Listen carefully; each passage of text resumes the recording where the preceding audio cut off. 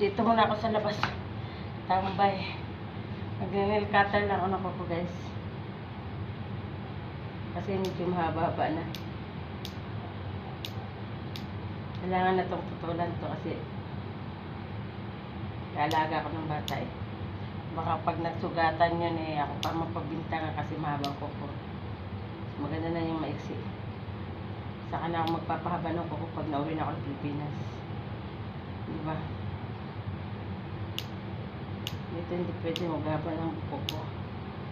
Kailangan maiksi kasi lalo na nag-aalaga ng bata. Kasi mahirap na. Isipin eh, kasugat ang bata dahil sa kalmo to, ano, diba?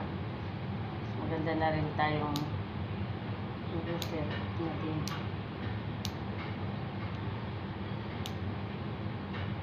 Ayan.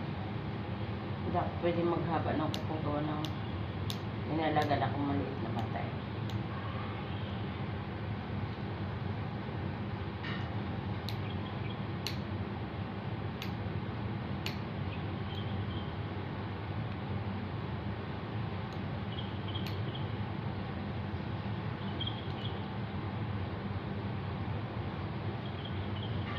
Pag nauwi ako ng Pilipinas, yan. Hindi, papahabain ko naman to pagka ano, yung malapit na ako uwi. Para pag uwi ng Pilipinas, papalinis ako ng kuko. Dito wala. Diyos ko, ilang taon yung malinisan. Kung di ka uwi ng Pilipinas, saka pa malinisan yung kuko mo. Kasi dito, pag magpapalinis ka ng kuko, nagpapamanicure pa, ang mahal ng bayad, Diyos ko. 100, 100. So, magbabali siya ng ano, mga 1.5. Ganun. 1.5 mahigit. Kasi 100 ang ano eh, ang bayad eh. Minsan 1.5, ganun. 150, ganun. Diba, sayang naman ang linis mo. Mapalinis ka rito yung mga di. Sa Pinas na lang. Diba? Pinas na lang ako magpalinis. Total, wala naman ako. At kailangan pa magpalinis dito. Wala naman akong pinag-aanohan dito. Wala naman akong pinagpapagandahan dito eh.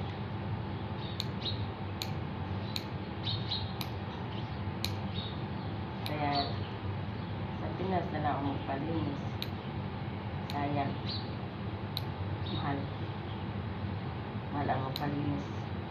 Kahit nga paano eh, kahit tawag to. Kahit nga yung magmamassage lang, mahal na ang bayad. Kasi yung amo ko nag-home service yan dito, nagpapaservice yan dito. Pupunta rito yung maglilinis ng kuko, magmamassage ng katawan niya, magpa-spa, ganun. Magpunta dito yung mga Pinay yung mga mag-ano. Tapos mga alaga ko, magpapamanicure pa. Ganun. Kaya mahal. Kaya alam ko price. Sayang naman kung kapalinis ka rito, mahal. Sa Pinas na lang, diba? Kasi makakamura ka pa. Paano lang sa Pinas? 100 or 100 or 150, ganun, diba? Split na.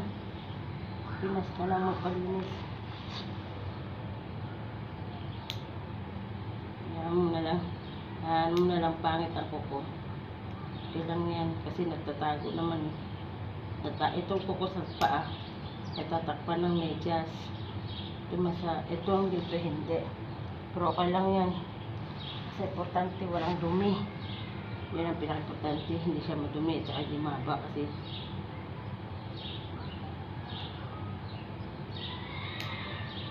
uso pa naman ngayon na ang mga bata nag-iiyak, akala mo kinukurot. Kaya maganda na yung wala tayong kuko, hindi mahaba kuko.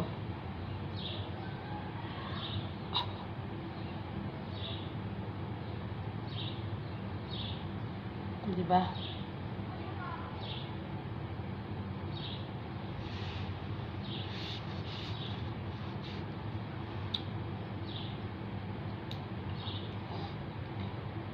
Kuko ko din sa takbao, mga banal.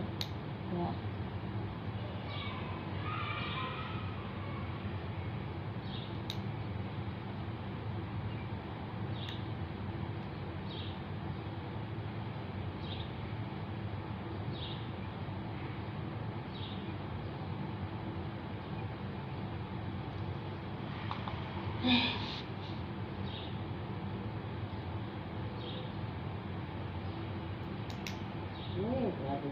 Kuko. Kuko pa to. Haba. Bago ko.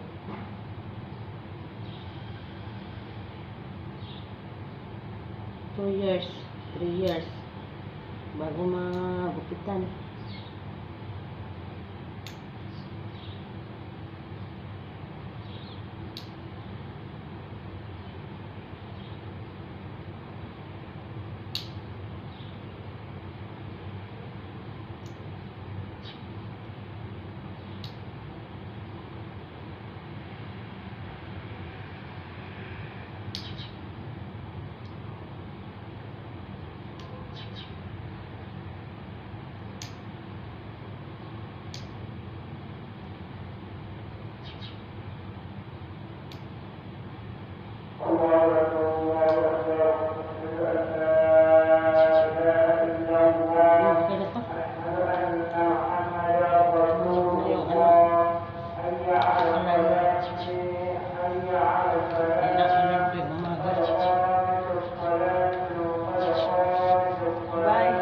Bye na guys.